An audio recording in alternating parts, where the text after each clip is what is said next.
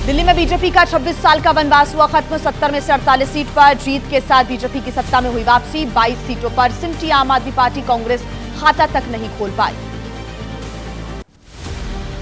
दिल्ली में बीजेपी की प्रचंड जीत के बाद बड़ा सवाल, कौन बनेगा मुख्यमंत्री? रेस में प्रवेश वर्मा, मोहन सिंह बिष्ट, विजेंद्र गुप्ता, मनजिंदर सिंह सिरसा का नाम।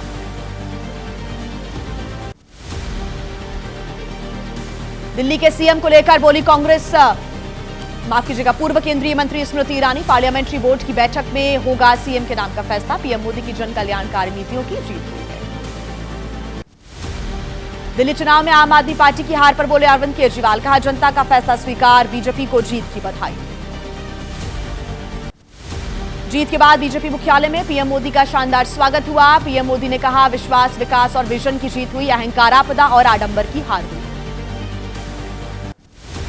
केजरीवाल सहित आम आदमी पार्टी के कई बड़े नेता चुनाव हारे। मनीष सिसोदिया, सौरभ भारद्वाज को मिली हार। कालकाजी सीट पर 3521 वोट से जीती दिल्ली की सीएम आतिशी। आम आदमी पार्टी पर पीएम मोदी का हमला, कहा आपदा वालों ने राजनीति बदलने का वादा किया था। कट्टर ईमानदार का सर्टिफिकेट का देने वाले कट्टर बेईमान निकले। मुस्लिम बहुल 6 में से 5 सीटों पर आम आदमी पार्टी की जीत हुई है। आम आदमी पार्टी से मुस्लिम समुदाय के जो 4 प्रत्याशी हैं वो विधानसभा पहुंचे। दिल्ली दंगों से नाराज बताए जा रहे समुदाय ने आपको प्राथमिकता दी। दंगा प्रभावित 6 विधानसभा सीटों में से 3 पर जीती आम आदमी पार्टी। मुस्तफाबाद सहित 3 सीटों पर बीजेपी की जीत हुई है। मुस्तफाबाद में तीसरे स्थान पर रहा दंगों का आरोपी एआईएम का प्रत्याशी। दिल्ली विधानसभा चुनाव में छोटे दलों को झटका। बीएसपी, सीपीएम, एआईएमआईएम 1% वोट पाने में भी नाकाम रहे। एआईएमआईएम 0.78 तो बीएसपी को 0.58% वोट मिले। दिल्ली में नॉर्थ की सभी 8 और साउथ वेस्ट जिले की सभी 7 सीटों पर बीजेपी की जीत हुई। ईस्ट की 6 में से 5, वेस्ट की 7 में से 6 सीट पर बीजेपी जीती है। आम आदमी पार्टी को सिर्फ 1-1 सीट मिली है। पीएम मोदी ने पूर्वांचल के लोगों का विशेष आभार व्यक्त किया, कहा मुझे पूर्वांचल से सांसद होने पर गर्व है। पूर्वांचल के लोगों ने हमारे रिश्तों को नई ताकत दे दी है। आज अपने गांव पहुंचे हैं मुंडका दिल्ली विधानसभा सीट से नवनिर्वाचित विधायक प्रवेश वर्मा। केजरीवाल को 4079 मतों से उन्होंने हराया है। दिल्ली की कालकाजी सीट से आप उम्मीदवार आतिशी की हुई है जीत। समर्थकों ने मनाया जश्न। आतिशी ने बीजेपी उम्मीदवार रमेश बिधूड़ी को 3580 वोट से हराया। ओखला से आम आदमी पार्टी प्रत्याशी अमानतुल्लाह खान की जीत हुई है। पार्टी की हार पर बोले सबके सामने कि चुनाव आयोग किस तरह से काम कर रहा था। बीजेपी के लोग ताकतवर, इस तरह से उनसे कौन जीत सकता है। पीएम मोदी ने कहा राजनीति में शॉर्टकट की कोई जगह नहीं। जनता ने शॉर्टकट राजनीति का शॉर्ट सर्किट किया। अन्ना हजारे जी को आपदा वालों के कुकर्मों की पीड़ा से मिली होगी मुक्ति। दिल्ली में जीत के बाद बोले पीएम मोदी दिल्ली 1 दशक की आपदा से मुक्त हुई। विधानसभा के पहले सत्र में पेश होगी सीएजी रिपोर्ट। भ्रष्टाचार में शामिल लोगों को बख्शा नहीं जाएगा। एक बार फिर कांग्रेस दिल्ली में अपना खाता तक नहीं खोल पाई है। कांग्रेस की 67 सीटों पर जमानत हुई जब्बातली। नांगलोई जाट, कस्तूरबा नगर सीट ने बचाई लाज। दिल्ली विधानसभा चुनाव में कांग्रेस के बड़े चेहरे भी कमाल नहीं कर पाए। संदीप दीक्षित, अलका लांबा, कृष्णा तीरथ, हारून यूसुफ की भी जमानत जब्त हुई। पीएम मोदी ने आम आदमी पार्टी और कांग्रेस को निशाना बनाते हुए घेरा, कहा अर्बन नक्सल की भाषा बोल रही है कांग्रेस। अर्बन नक्सल वाली आपदा की भी सोच, धूर्तता और मूर्खता वाली राजनीति नहीं चाहिए। ने मेरे चुनाव में भी आकर काम किया, उसका भी आपका बहुत बहुत धन्यवाद। और दिल्ली को एक बहुत ही सुंदर राजधानी बनाएंगे, ऐसी राजधानी बनाएंगे जिसको हम सभी पर गर्व हो। आप सभी का बहुत बहुत धन्यवाद। एक बार फिर से हाथ जोड़कर बहुत बहुत प्रणाम। Doctor Sharad Singh Verma, doctor Sharad Singh Verma, doctor Sharad Singh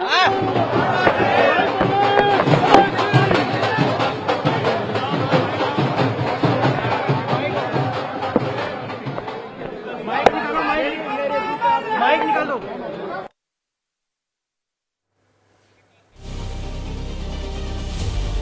कुंडका पहुंचे हैं प्रवेश वर्मा, जिन्होंने दिल्ली के विकास को लेकर बातचीत की है। चलिए आगे बढ़ते हैं। दिल्ली चुनाव के नतीजों के बाद एक बार फिर से इंडिया गठबंधन में तकरार शुरू हो गई है, जैसा कि महाराष्ट्र के नतीजों के बाद भी देखने को मिला था। और दिल्ली में आम आदमी पार्टी और कांग्रेस की हार पर उमर अब्दुल्ला ने क्या कुछ कहा है, समाजवादी पार्टी ने क्या दी प्रतिक्रिया, 9 सेकंड में पूरा अपडेट।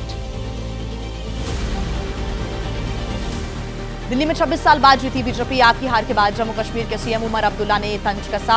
एक्स पर पोस्ट कर कहा, जी भर के लड़ो, समाप्त कर दो एक दूसरे को।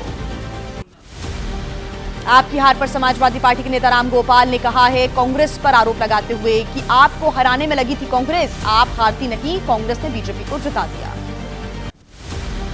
आम आदमी पार्टी की हार पर कांग्रेस नेता सुप्रिया श्रीनेत ने कहा, कांग्रेस की नहीं है आम आदमी पार्टी को जिताने की कोई जिम्मेदारी, हम एक राजनीतिक दल, कोई एनजीओ नहीं है। शिवसेना उद्धव गुट के नेता संजय राउत ने कहा, कांग्रेस आम आदमी पार्टी के अकेले लड़ने का फैसला, हार की वजह हमें लड़नी पड़ेगी देश को बचाने के लिए लड़ाई, हमें इसे आधी अधूरी नहीं छोड़ना चाहिए। दिल्ली विधानसभा चुनाव के नतीजों पर बोले आदित्य ठाकरे, नतीजों का तहे दिल से स्वागत, लेकिन वोटर लिस्ट और चुनाव में दिखी अनियमितताओं को स्वीकार करना भी जरूरी है।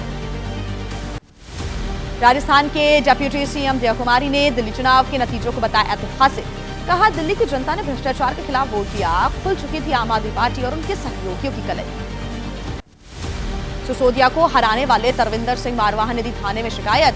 नवनिर्वाचित बीजेपी विधायक का आरोप, जीत के जश्न के दौरान आम आदमी पार्टी की टीम ने पथराव किया था। आपकी हार पर बोले केंद्रीय मंत्री रवनीत सिंह बिट्टू, दिल्ली में लोगों ने किया बदलाव, अब पंजाब में है बदलाव की बारी, केजरीवाल ने किया दिल्ली का हाल बदहाल।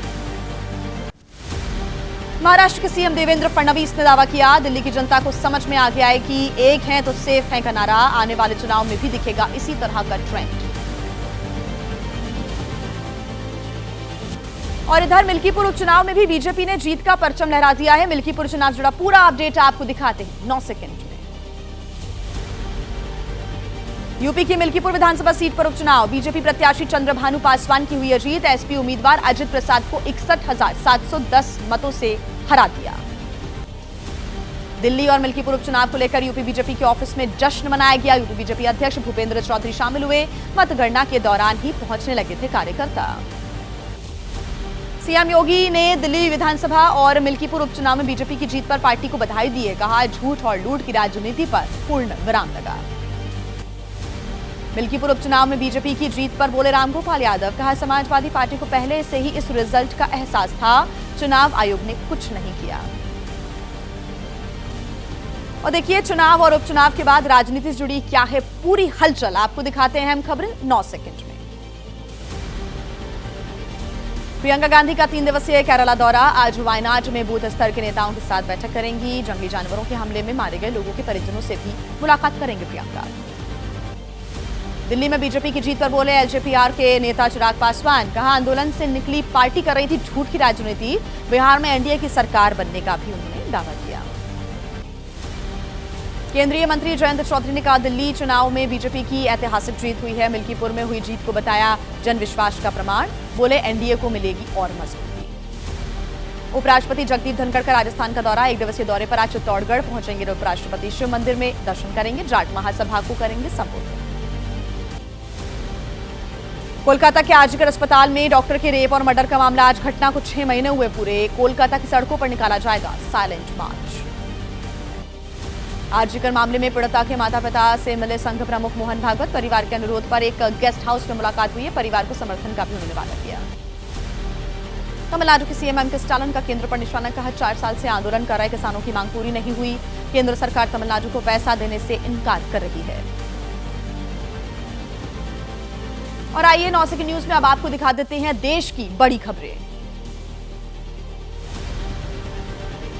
देहरादून में नियुक्ति पत्र वितरण कार्यक्रम, सीएम पुष्कर सिंह धामी ने 609 अभ्यर्थियों को नियुक्ति पत्र बांटे। मुख्यमंत्री धामी ने सभी नवचयनित अभ्यर्थियों को शुभकामनाएं भी दी।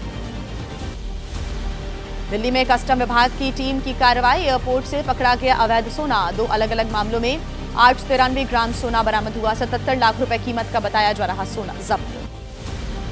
सिद्धू मूसेवाला हत्याकांड में हथियारों की सप्लाई का मामला, हथियारों की सप्लाई करने वाले रिजवान पर बुलंदशहर पुलिस ने एनएसए के तहत कार्रवाई की, अभी बुलंदशहर जेल में ही बंद है रिजवान।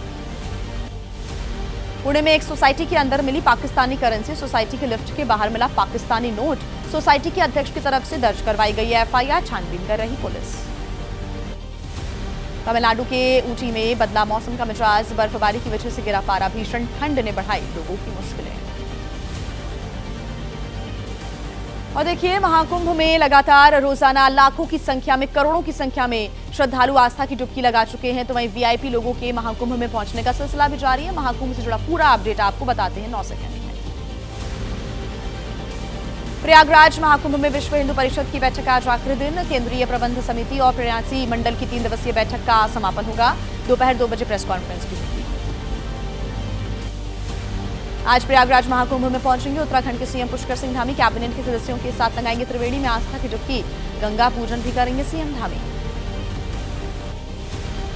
प्रयागराज महाकुंभ में पहुंचे राजस्थान के मुख्यमंत्री भजन लाल शर्मा। राजस्थान सरकार के मंत्रियों के साथ लगाई संगम में डुबकी। मध्य प्रदेश के मुख्यमंत्री मोहन यादव के साथ मौजूद रहे। प्रयागराज में सांस्कृतिक कार्यक्रम में पहुंचे मध्य प्रदेश के सीएम। मुख्यमंत्री मोहन यादव ने मध्य प्रदेश मंडपम में सांस्कृतिक कार्यक्रम में हिस्सा लिया। प्रयागराज महाकुंभ मेले में शनिवार को हुआ हादसा, चक्रपाणी महाराज के टेंट में आग लग गई। खाने पीने समेत अन्य सामान जलकर राख हुआ। आग पर समय रहते काबू पा लिया गया। प्रयागराज महाकुंभ में आज भी उमड़ी जबरदस्त भीड़। वीकेंड की वजह से बड़ी संख्या में पहुंच रहे श्रद्धालु। आज 1 करोड़ से अधिक श्रद्धालुओं के पहुंचने की उम्मीद है। प्रयागराज महाकुंभ में लगातार उमड़ रहा है आस्था का हुजूम। श्रद्धालुओं की संख्या 40 करोड़ के पार हो गई है। अब तक 40 करोड़ 72 लाख श्रद्धालुओं ने आस्था की डुबकी लगाई। शनिवार को तकरीबन 1.25 करोड़ श्रद्धालुओं ने स्नान किया। प्रयागराज में 26 फरवरी तक महाकुंभ का मेला चलेगा। 18 दिन का मेला बाकी है। संगम तट पर स्नान करने वाले श्रद्धालुओं की संख्या 50 करोड़ पार होने का अनुमान है। देश और दुनिया के अलग अलग हिस्सों से महाकुंभ में श्रद्धालु पहुंच रहे हैं। त्रिवेणी में लगा रहे हैं आस्था की डुबकी। यात्रियों की संख्या बढ़ने पर रेल और रोडवेज को करना पड़ रहा है अतिरिक्त संचालन। महाकुंभ में अब तक मौनी अमावस्या पर सबसे ज्यादा उमड़े थे श्रद्धालु। 8 करोड़ श्रद्धालुओं ने स्नान किया था। मकर संक्रांति पर अमृत स्नान में 3.5 करोड़ श्रद्धालुओं ने लगाई थी संगम में डुबकी। अभिनेता राजकुमार राव ने महाकुंभ में लगाई डुबकी। अपनी पत्नी पत्रोलेखा के साथ त्रिवेणी संगम पर स्नान किया। सोशल मीडिया पर शेयर की तस्वीरें। महाकुंभ में अखाड़ों की विदाई से पहले कुछ दंगल का आयोजन हुआ। दंगल में एक दूसरे को पटखनी देते नजर आ रहे थे साधु संत। वैष्णव संप्रदाय के तीनों अखाड़ों ने कुश्ती का आयोजन किया।